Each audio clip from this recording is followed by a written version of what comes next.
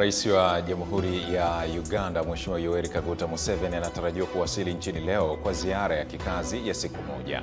Na wawakilishi wa Tanzania katika mashindano ya klabu bingwa Afrika na kombe la shirikisho, vilabu vya Simba, Yanga na Azam FC kushuka dimbani hivi leo kusaka alama tatu muhimu.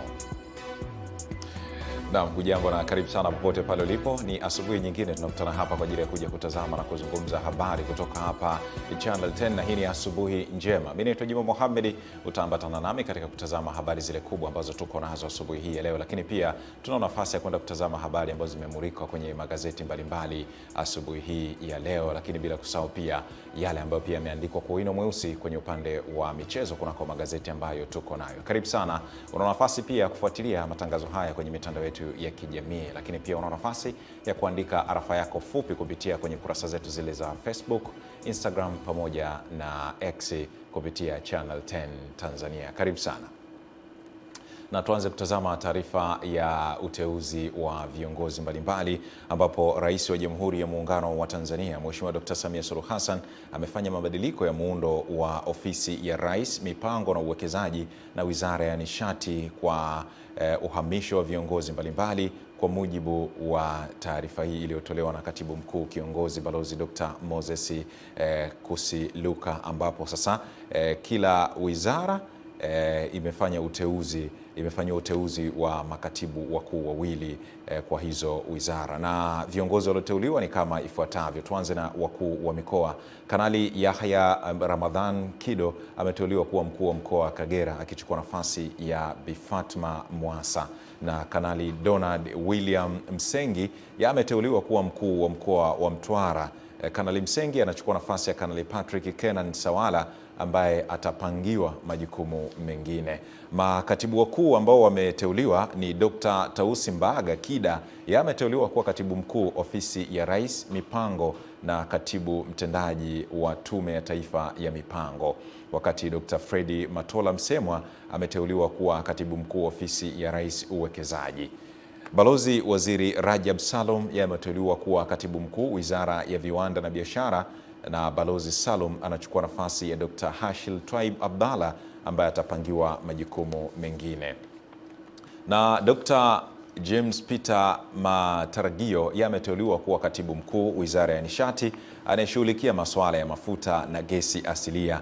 Aidha, mhandisi Felchemsi Josen Mramba atakuwa katibu mkuu Wizara ya Nishati anayeshughulikia masuala ya umeme na nishati jadidifu, wakati makatibu tawala wa mikoa Dr. Toba Alson Nguvila ameteuliwa kuwa katibu tawala mkoa wa Arusha. Dr. Nguvila anachukua nafasi ya Bwana Misaile Musa ambaye amestaafu, na Dr. Stephen Justice Nindi ameteuliwa kuwa katibu tawala wa mkoa wa Njombe. Dr. Nindi anachukua nafasi ya Bi Judika Omar ambaye amestaafu pia. Naibu makatibu wakuu sasa ambao wameteuliwa ni Bwana Nsubili Akomeligwe Kajela Joshua, ameteuliwa kuwa naibu katibu mkuu Wizara ya Fedha anayeshughulikia huduma za hazina. Bwana Joshua anachukua nafasi iliyoachwa wazi na Bi Jennifer Omolo ambaye aliteuliwa kuwa katibu mkuu Ofisi ya Rais, Maendeleo ya Vijana. Na Bwana Astidese Robert Mbwasi ameteuliwa kuwa naibu katibu mkuu Wizara ya Viwanda na Biashara. Bwana Mbwasi anachukua nafasi ya Dr. Suleiman Hassan Serela ambaye atapangiwa majukumu mengine, wakati Profesa Mohamed Sheikh ameteuliwa kuwa naibu katibu mkuu Wizara ya Mifugo na Uvuvi anayeshughulikia masuala ya uvuvi. Aidha, Dr. Edwin Mehende aliyekuwa naibu katibu mkuu katika wizara hiyo atapangiwa majukumu mengine. Birozi Zakaria Ambrose ameteuliwa kuwa naibu katibu mkuu Wizara ya Maji, wakati Bwana Emmanuel Tayari ameteuliwa kuwa naibu katibu mkuu Wizara ya Afya anayeshughulikia masuala ya dawa na vifaa tiba. Naye Profesa Peter Lawrence Makenge Msofe amehamishiwa kutoka Ofisi ya Makamu wa Rais kwenda kuwa naibu katibu mkuu Wizara ya Kilimo anayeshughulikia masuala ya maendeleo ya mazao na usalama wa chakula, akichukua nafasi ya Dr.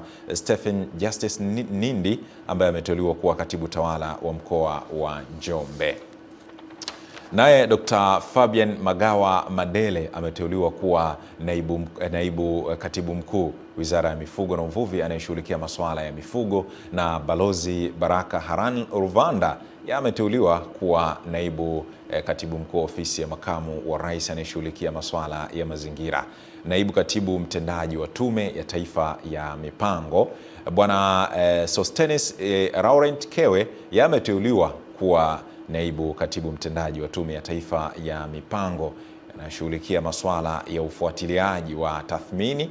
Bwana Kewe anachukua nafasi ya Dr. Linda Ezekiel ambaye atapangiwa majukumu mengine. Na kwenye upande wa balozi, Meja Jenerali Mako Elisha Gaguti ameteuliwa kuwa balozi na atapangiwa kituo cha kwenda kuwa balozi. Wakati mwenyekiti wa bodi sasa ni Dr. Hassan Mahmud Mshinda, ameteuliwa kuwa mwenyekiti wa bodi ya wadhamini wa Taasisi ya Moyo Jakaya Kikwete JKCI.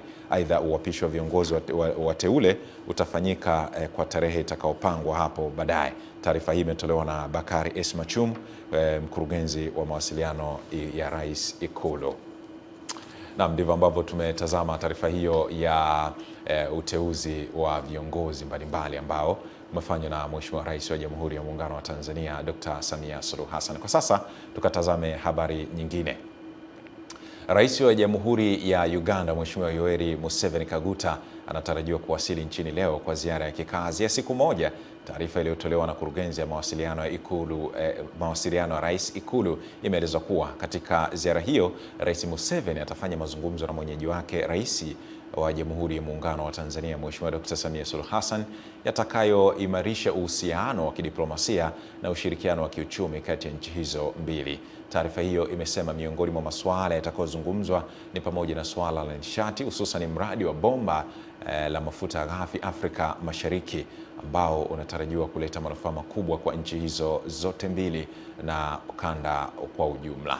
Rais Museveni na Rais Samia pia watazungumza na vyombo vya habari kuhusu mazungumzo yao. Ziara hii inakuja wakati ambapo nchi zote mbili zinaendelea kuimarisha ushirikiano wao katika nyanja mbalimbali, ikiwa ni pamoja na biashara, usalama na miundo mbinu. Karibu nchini Tanzania, Rais Yoweri Kaguta Museveni. Tukatazame habari nyingine.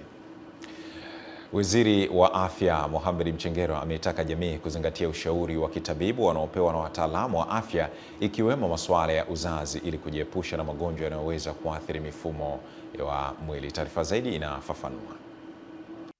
Akizungumza kwa niaba ya Waziri wa Afya wakati wa uzinduzi wa mtambo wa kisasa unaorahisisha uchambuzi na uchukuaji wa viini tete katika maabara ya upandikizaji mimba ya Kairuki IVF iliyopo Bunju jijini Dar es Salaam, Katibu Mkuu wa wizara hiyo Dr. Seif Shekilage amesema Tanzania inakuwa nchi ya pili barani Afrika kuwa na mtambo huu wa kisasa ambao utawasaidia watu wengi wenye matatizo ya uzazi. Mtambo huu wa Active Laser ndio kazi yake inatuletea kuongeza ufanisi na ubora katika suala letu hili la upandikizaji wa mimba, kwa sababu zikishakutana kikiumbo ile embryo, mashine itaweza kuangalia kwenye microscope kuweza kuona iko sawa, tatizo liko wapi, na kuweza kusaidia pia pale kama ngozi ile ya juu inazuia, kuiondoa na kuisababisha sasa iweze kupevuka na hatimaye iende. Kwa upande wake, mkurugenzi wa kituo cha Kairuki IVF Dr. Clementina Kairuki amesema mtambo huo utasaidia kuboresha huduma za uzazi, kwani tangu umeanza kutoa huduma kwa miaka 3 iliyopita, asilimia 64 ya waliotibiwa wamefanikiwa kupata watoto. Lengo la pili ni kufanya utafiti utakaowezesha kubaini matibabu sahihi kwa jamii yetu, kwa maana tafiti nyingi zinakuwa zilifanyika katika mazingira ya wananchi wa nchi nyingine wenye asili na mitindo tofauti ya maisha, ambayo tunahitaji kujua sasa uhalisia wetu. Sisi tunahitaji kujua sasa uhalisia wetu ukilinganisha na watu, na kweli tumeshaanza kuona vitu tofauti ambavyo research zinasema hivi, lakini hapa kwetu mambo ni tofauti. Toa huduma za uchunguzi wa tezi dume, uchunguzi wa uvimbe kwenye kizazi, uchunguzi wa uvimbe kwenye matiti, upimaji wa shinikizo la damu, upimaji wa wingi wa sukari mwilini, na ushauri wa kitabibu kwa wale wote ambao wanagundulika kuwa na matatizo. Haya tumeyafanya free of charge, kuweza kuchaji Katika kumwenzi mwasisi Profesa Kairuki, tumefanya shughuli za uchunguzi wa awali kwa wananchi bila malipo kama alivyokwisha sema Dr. Mchombe. Kutoka Dar es Salaam, Nelson Munema, Channel 10. Asante mwanahabari Nelson Munema kutoka hapa jijini Dar es Salaam. Tuelekee huko mkoani Lindi.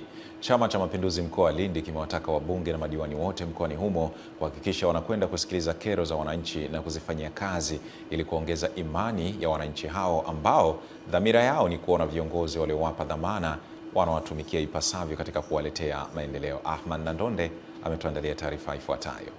Wakati wa maadhimisho ya miaka 49 CCM kimkoa yaliyofanyika katika jimbo la Mchinga manispaa ya Lindi, mwenyekiti wa CCM mkoani Lindi Hassan Jarufu amesema ni wajibu wa kila kiongozi kwenda kufanya kazi ya kusimamia ilani na kuondokana na migogoro ya ndani kwa ndani ambayo inaweza kukwamisha shughuli za maendeleo. Wananchi wa mkoa wa Lindi wameonyesha imani kubwa sana kutupa hizo nafasi.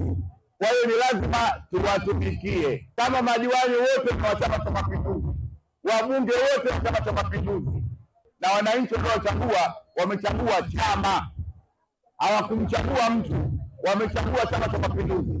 Kwa hiyo tunakuomba kuwe mwakilishi mzuri. Kama chama tunawaahidi maendeleo yaliyotukuka na tutahakikisha yale yote ambayo tumeahidi katika ilani yetu yatafanyiwa kazi. Nichukue fursa hii kuwashukuru viongozi wetu wa chama kwenye ngazi za wilaya, kata na matawi kwa namna ambavyo wameshiriki katika kampeni mbalimbali za uchaguzi. Akiongea kwa niaba ya mkuu wa mkoa wa Lindi, mkuu wa wilaya ya Kilwa Bwana Mohamed Nyundo ameeleza wananchi dhamira ya dhati alionayo Rais Dr. Samia Suluhu Hassan ya kuhakikisha kila kijiji kinapatiwa umeme na kwamba tayari zaidi ya shilingi bilioni 28 na milioni 500 zimetengwa kwa ajili ya kuvifikia vijiji 156. Na sisi mkoa wa Lindi tumetengewa shilingi bilioni 28 na milioni 500 na tumetengewa vijiji 159. Kwa hiyo kila wilaya ya mkoa wa Lindi tutakuwa na vijiji kadhaa kuhakikisha kwamba tunapeleka umeme. Manispaa yetu kwenye miaka 49 tumepiga hatua kubwa sana.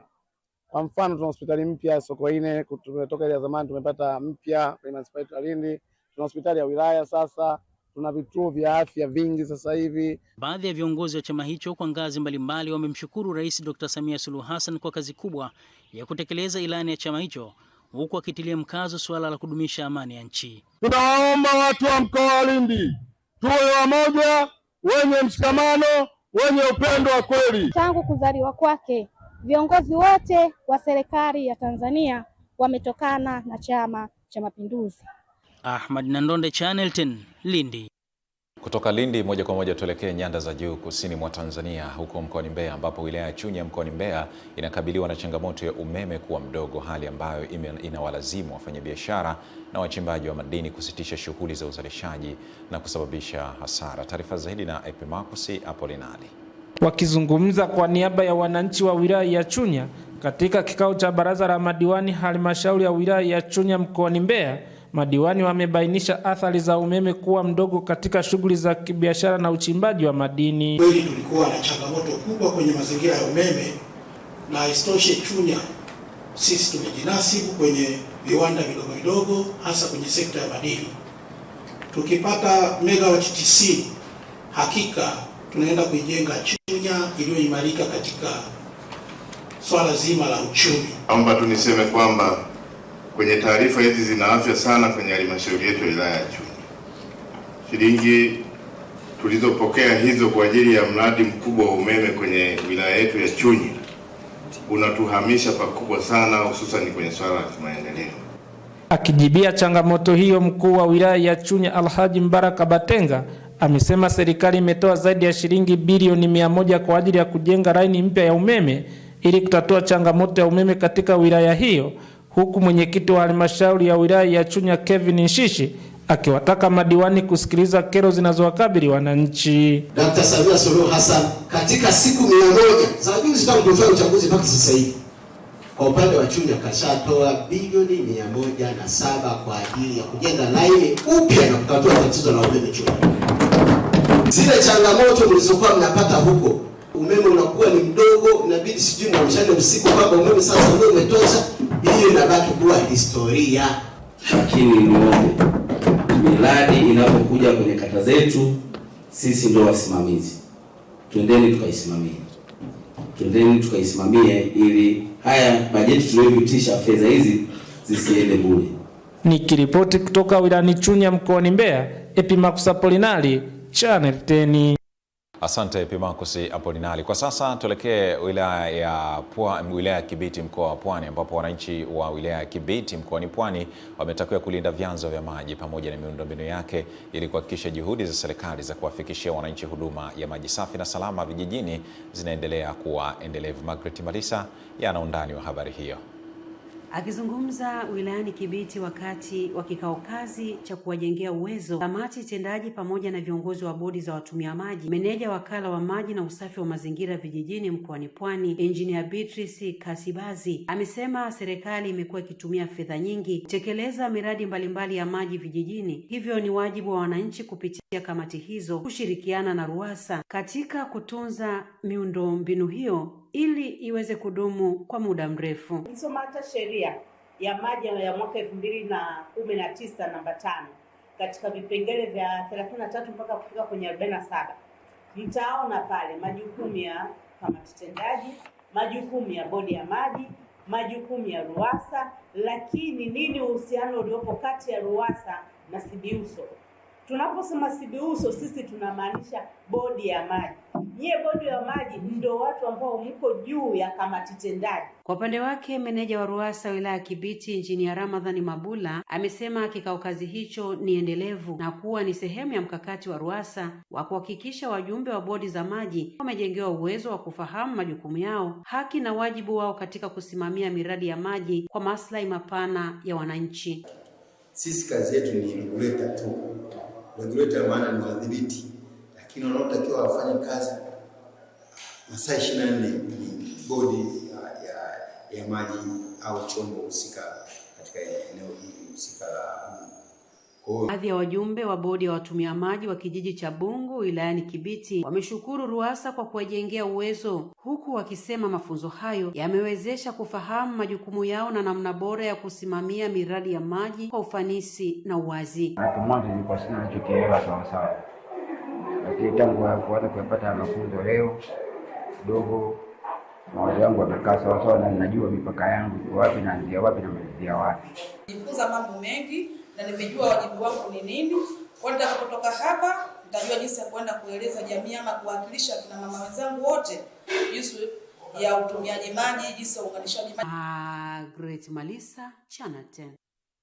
Asante Margaret Malisa kutoka Kibiti. Taarifa njema kwa sasa ni Rais wa Jamhuri ya Muungano wa Tanzania Mheshimiwa Dr. Samia Suluhu Hassan kesho anatarajiwa kuzindua soko la Kariakoo kufuatia soko hilo kujengwa upya baada ya kuungua moto mnamo Julai 10 mwaka 2021. Mkuu wa mkoa wa Dar es Salaam Albert Chalamila amewataka wananchi wa Dar es Salaam kujitokeza kwa wingi katika uzinduzi wa soko hilo ambalo ujenzi wake umegharimu zaidi ya shilingi bilioni 28 za Kitanzania. Hata hivyo, Chalamila ametoa rai kwa wafanyabiashara ndogo maarufu kama wamachinga wanaofanya biashara kando ya mitaa inayoingia na kutoka katika soko hilo kuhakikisha kuwa kwa sasa wanaondoka kwenye mitaa hiyo. Channel 10 iliweza kufika kwenye maeneo ya soko hilo na kuwatembelea baadhi ya wafanyabiashara ambao pia waliiomba serikali kuwatengenezea maeneo ya kuendeleza biashara zao. Tupata nafasi ya kumsikiliza na kumtazama. Nayo furaha kuambia kuwa kazi hii kubwa ameifanya Mheshimiwa Rais Dr. Samia Suluhu Hassan. Ameleta fedha zaidi ya bilioni 28 ambazo zimekarabati soko la zamani na kujenga soko jipya. Maboresho ya soko hilo, ndugu waandishi wa habari, yameongeza tija kubwa. Tumepata vizimba na fremu au sehemu za kufanyia biashara zaidi ya 1500. Lakini zaidi pia wafanyabiashara wa zamani ambao wataingia pia katika soko hilo watakuwa ni zaidi ya 1000. Ni watangazie rasmi leo kwamba wafanyabiashara wa biashara ndogo wote ambao wamefunga barabara za kuingia katika soko hilo waziache wazi barabara zote. Tunafurahi kusikia kwamba soko linafunguliwa, lakini tulikuwa tunamuomba mama, kwa sababu tumekuja Kariakoo tukiwa bado wadogo na tunazeekea Kariakoo, ina maana ndio maisha yetu. watakapofungua soko basi watufikirie na sisi wafanyabiashara wa nje. Ni furaha kubwa sana kwa wananchi kufungua jengo hilo, kwa sababu ni maendeleo mojawapo katika nchi yetu ya Jamhuri ya Muungano wa Tanzania. Tuwaombe viongozi wetu tukae nao chini kwa ajili sasa ya kuona namna nzuri na namna bora ya hawa wafanyabiashara ambao walikuwepo kwenye haya maeneo wakitafuta riziki zao. Tuone namna nzuri ya kuwapanga vizuri ili waendelee na wao kutafuta riziki zao, wakati tulikuwa tunasubiri soko letu ambalo Mheshimiwa Rais ameshatoa pesa lianze ujenzi pale Jangwani. Haya bwana, kwa sasa tukaangazie taarifa kuhusiana na uwekezaji mkubwa wa Tanzania kunako matibabu ya saratani, ambapo wakala wa nguvu za atomic kwa Afrika umepongeza jitihada zinazofanywa na serikali ya Tanzania kutoa huduma ya matibabu ya saratani kwa kutumia teknolojia ya nyuklia. Taarifa zaidi na Witness Ngalawa. Pongezi hizo zimetolewa na kaimu mkurugenzi wa idara ya ushirikiano wa kiufundi kwa Afrika IAEA, ukiongozwa na Tume ya Nguvu za Atom Tanzania TAEC, ambapo wamepata fursa ya kujionea kwa karibu miundombinu, vifaa tiba pamoja na utayari wa wataalamu wa afya katika taasisi ya saratani ya Ocean Road na kuridhishwa namna hospitali hiyo inavyotekeleza viwango vya kimataifa vya usalama na tiba. Hospitali ya Ocean Road ni mfano bora wa kituo cha rufaa kinachotumia ipasavyo msaada wa kiufundi unaotolewa na IAEA na kuahidi kuendeleza ushirikiano katika mafunzo, vifaa na programu za kuboresha huduma za afya kwa matumizi salama ya mionzi. Hapa Ocean Road pia umeonekana hatua zilizopigwa ni kubwa sana sana sana. Kwa hiyo pia wametuthibitishia kwamba wataendelea bado kwa na sisi ili kuleta maendeleo zaidi. Lakini wamefurahishwa pia na serikali jinsi inavyosaidia. And right now we have seen a cyclotron facility and a PET city which has been recently commissioned and providing remarkable diagnostic and therapeutic services. Kwa upande wa mtendaji mkuu taasisi ya saratani Ocean Road, Daktari Diwani Msemo, amesema pongezi hizo ni chachu ya kuendelea kuboresha huduma za kibingwa na kuimarisha nafasi ya Tanzania katika matumizi ya teknolojia ya nyuklia barani Afrika kwa kulifanya kuwa taifa la 3 Afrika kutoa mafunzo kwa wataalam. Ahidi kwamba wataendelea kufanya kazi na sisi, wataendelea kushirikiana na sisi kwenye masuala ya mafunzo, kupeleka watu, watafutia wataalamu wetu sehemu nyingine za nje, katika idara nyingine nchi za nje huko, kwenda kusoma na kuongeza ujuzi zaidi. Kwa sababu sasa hivi ameshasema hii center yetu itakuwa ni center ya mafunzo, anchor center katika Afrika nzima. Mimi ni Witness Ngalawa na hii ni Channel 10. Asante Witness Ngalawa. Tukaangaze habari nyingine. Wajumbe wa kamati ya siasa Chama cha Mapinduzi CCM mkoa wa Ruvuma wameiomba serikali kuhakikisha wanaharakisha malipo ya wakandarasi wanaotekeleza mradi wa maji katika mji wa Namtumbo ambao unagharimu shilingi bilioni 6.6 baada ya mradi huo kusuasua kukamilika kutokana na kukosekana kwa fedha za malipo ya awali. Tuungane na Kisa Moipiana kwa taarifa hiyo. Awali akitoa taarifa ya utekelezaji wa mradi wa maji Libango, mkurugenzi mtendaji wa mamlaka ya maji Namtumbo, mhandisi George Mwakamela, amesema mradi unatekelezwa kwa lengo la kwenda kuboresha hali ya upatikanaji wa maji katika mji wa Namtumbo ambapo wananchi zaidi ya 40,000 wanakwenda kunufaika.